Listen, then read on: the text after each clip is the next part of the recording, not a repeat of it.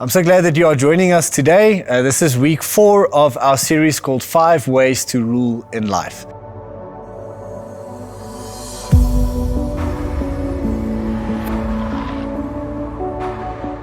Now in this series we've picked 5 principles, and we could have picked more, but we decided to focus on 5 principles that if you put them in place, they will help you to rule and reign in life and to create order out of a life of chaos.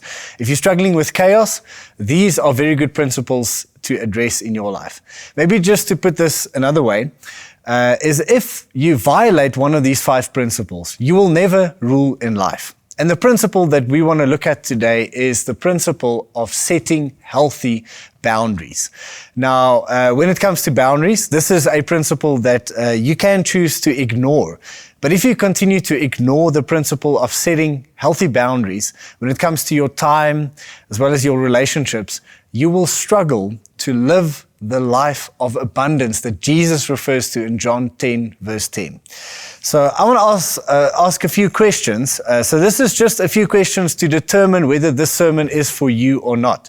So if you answer yes to any of these questions, then this sermon is for you. If you don't answer yes to any of these questions, then you can hop on to the next YouTube video, because then you don't have to listen to me speaking about boundaries. So the first one is, do your relationships tend to be difficult or dramatic? You find that you sometimes just struggle with healthy relationships. Next question. Do you find decision-making a real challenge? I know this is a big one for me. I find decision-making a real challenge. Next question.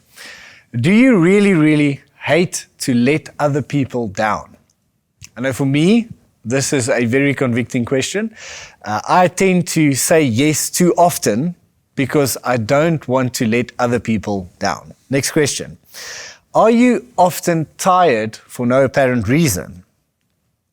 Is your share radar not working? So a share radar is just, I don't know if you found this, maybe you are even guilty of this. This is me sometimes, but even that when you speak to people that you don't really know, that you really share a lot, you kind of overshare, and at other moments when there are really intimate conversations with people you trust, you tend to undershare. You don't open up the way that you should. You sort of don't know when to share the right amounts of information about your own life. Next one. Are you constantly the victim of situations? Do you constantly feel that, everyone is sort of against me and I'm the victim in certain situations? Well, if you were to speak to a professional, they will probably suggest to you that you might struggle with boundaries. Next question. Are you a tiny bit annoyed most of the time? Next one. Do you secretly feel that others don't show you respect? Maybe the reason isn't that they don't respect you. It's maybe that you don't respect yourself in the right way by setting healthy boundaries in place. Are you a little bit passive-aggressive? That might be another sign of unhealthy boundaries in your life. Do you often wonder who you really are? Second to last question. Do you secretly fear being rejected or abandoned? If you fear rejection, you will struggle to set healthy boundaries in place. Last question is, do you struggle with guilt or anxiety? Now, these are just a number of questions, and I'm willing to bet that if you were to make an appointment with a psychologist, that one of the places where they will probably start in your conversation and looking at your life, trying to help you, win in your life, will probably be the area of setting healthy boundaries. If we don't set healthy boundaries, when we don't set healthy boundaries, it usually has an effect on the way that we manage or mismanage our time, as well as our energy. Or sometimes it's really the cause of unhealthy relationships in our lives because we struggle to set healthy boundaries. And that's what we want to speak about today. So I want to explain just a little bit about how boundaries work. So we've got a nice picture for you today. So your life is like this box. Now imagine this is your house where you stay and you've got a yard, and your yard is enclosed for security purposes, and there is a gate also. And so next to you you've got neighbors that stay next to you, and they also have boundaries. And the important part what we're speaking about is not only your boundaries, but the gate that decides what comes into your yard or into your life and what is not allowed to come in. And so you can open your gate, which means you allow certain things in your life. Other times you close your gate, which means you say no, you don't allow them into your life. And so the gate is basically your yeses and your nos. Whenever there is a yes, when you say yes to something, whether it could be a project at work, it could be a hobby you decide on, whatever decision you make on, if you say yes, it's something that you allow into your life. It could be something at work, in your private life, and it could also be people. It could be relationships that you say yes to. And when you close the gate is when you say no. And so we struggle to decide when do we say yes and when do we say no. And as Christians, I think we often struggle the most with the no, closing the gate, drawing a boundary, because we believe that it is the Christian thing to always say yes to everyone around us. And everything that comes onto our plate, we feel a sense of it's a religiosity or a sense of guilt that we sometimes feel, that we feel we have to say yes to everything and everyone around us.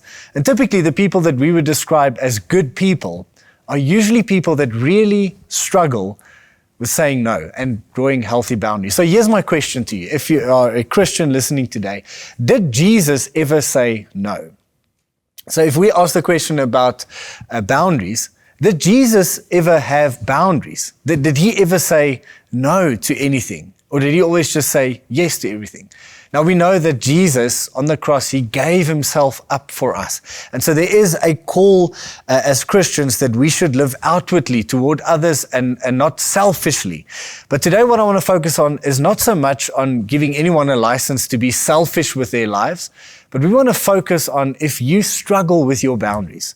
If you struggle with your yeses and your nos, either when it comes to relationships or when it comes to just time. That's what we want to focus on today. And so Jesus, you wouldn't believe it, also sometimes said no in certain situations. There's a passage I love in Mark chapter 1, and just before this, in verse 35, there's this revival that takes place in this town, in this village. Everyone wants to come and speak to Jesus. Everyone wants a piece of Jesus. And then it says the next morning, very early in the morning, while it was still dark, Jesus got up, left the house, and that's where everyone was, and went off to a solitary place. Jesus went to a place alone, said no to the people temporarily. And you think, well, okay, he went very early in the morning, so everyone else was sleeping. That's very considerate of him. But let's keep on reading. We prayed. Simon and his companions went to look for him. And when they found him, they explained, everyone is looking for you. Everyone is looking for you. I'm going to speak about that in a moment. But just this notion that everyone wants something from you.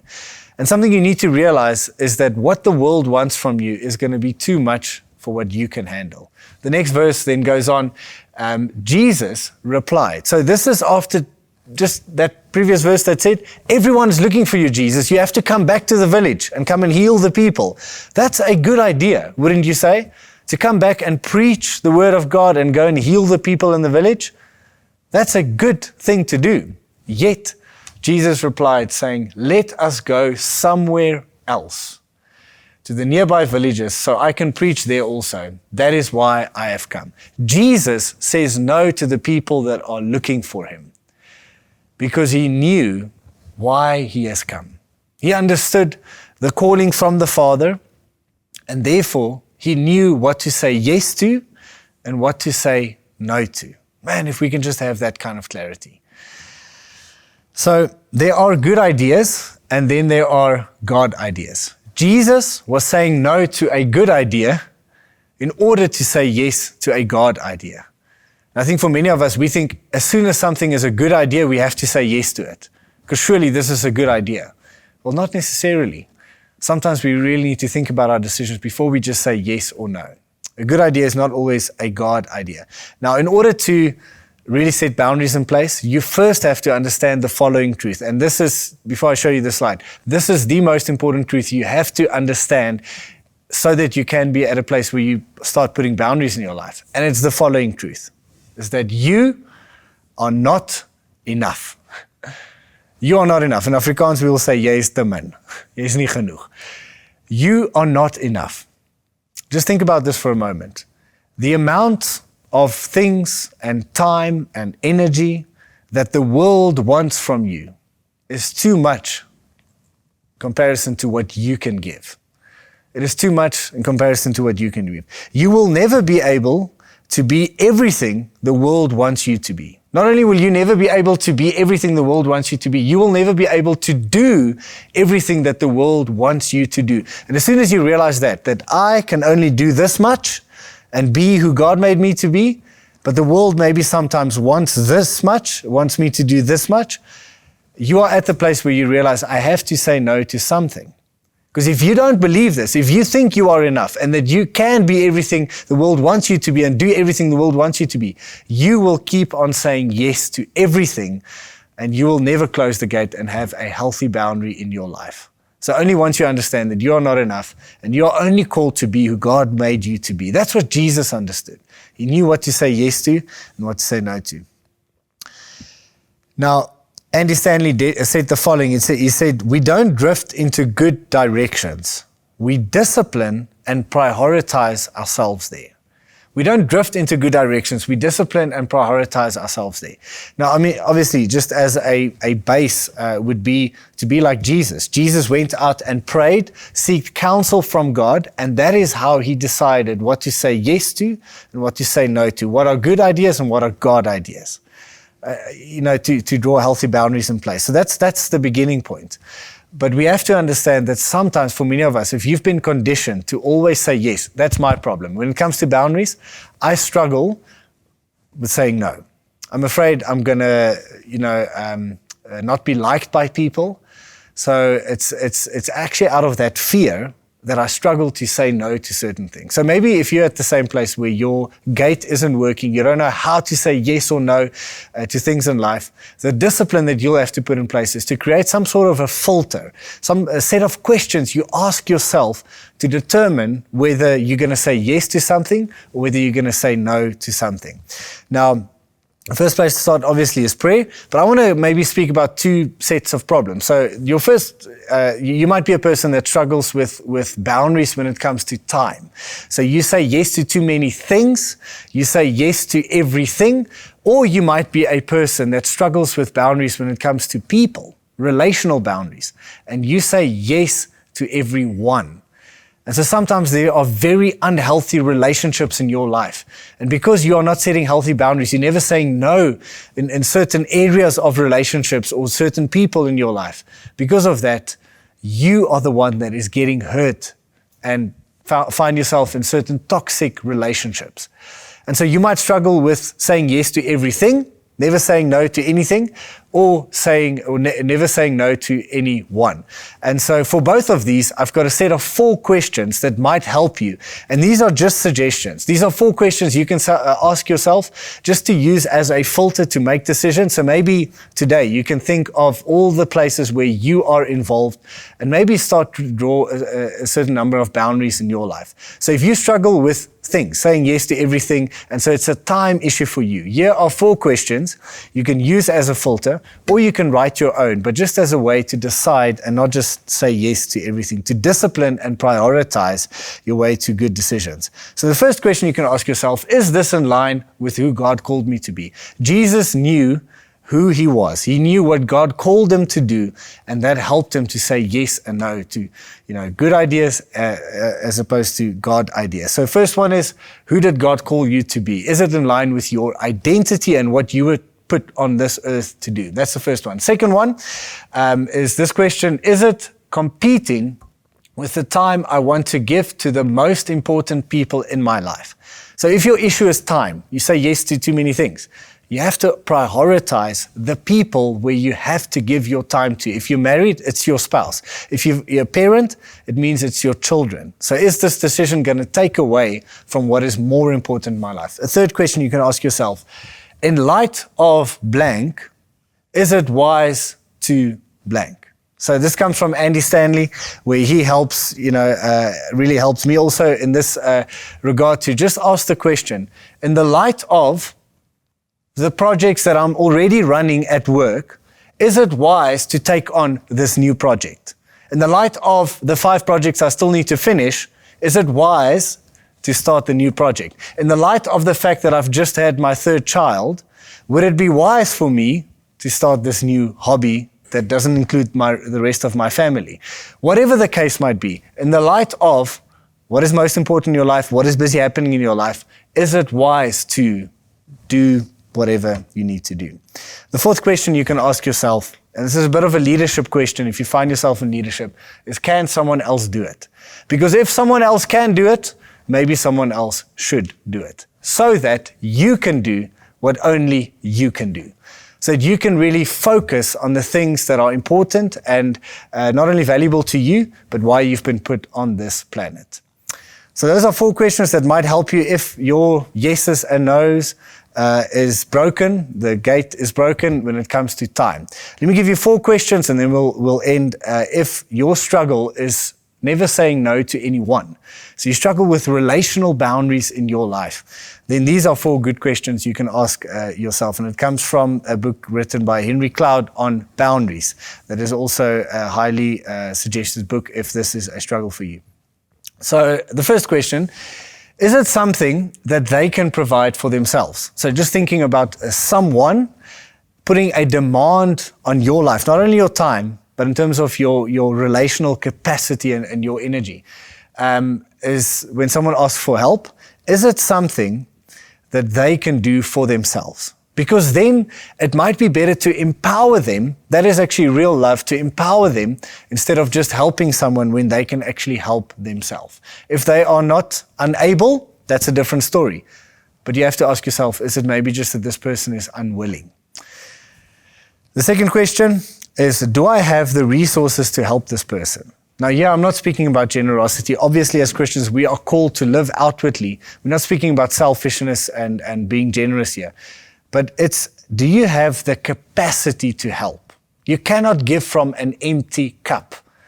If you are at a place where you cannot give more of yourself because the cup is already empty, then the answer has to be no. And to trust God, there are other people in the world also that can help. But to not have a savior complex, thinking that you are the savior and that you have to help. You have to ask yourself, do I have the resources to help this person? Third question, how do I feel about helping this person? Bible teaches that we should be cheerful givers. If there is a sense that if you don't feel good about helping someone, I'm not saying that sometimes there can't be anything wrong with our attitudes. Sometimes we just need to fix our attitude and just start helping, people around us if it is possible. But you have to ask yourself, when I help someone, and this is particularly in a situation when you are actually being manipulated as a person, when you are being manipulated in a relationship, you probably won't feel very good helping that person. So if that is the sense, that could be one of the red flags of being manipulated. If whenever you help this person, you never feel good about helping this person. So maybe you're being manipulated. Last question, what will the fruit of helping this person be? This is a good question to ask yourself, to actually determine also, am I really helping this person? Will there be fruit if I help this person in this way? Maybe they need to be helped in another way. Now, these are just some questions, and I understand that on this topic, this is a very wide topic and a very deep topic that you can go further in. And my hope is that today would just be an introduction for you, and maybe it sparks something. Maybe you realize after today, I've got an issue when it comes to relational boundaries, or I've got an issue when it comes to time boundaries, and to then go and seek help. This is something I'm doing when it comes to my time boundaries that I struggle with. I'm seeking help at this moment, people around me, to help me figure out, to get better filters in my life so that I can say yes to the right things and also no to the wrong things. So I want to encourage you, please let this conversation not stop here, but go and find help as you journey through this challenge of boundaries. Bless you. We'll see you next week.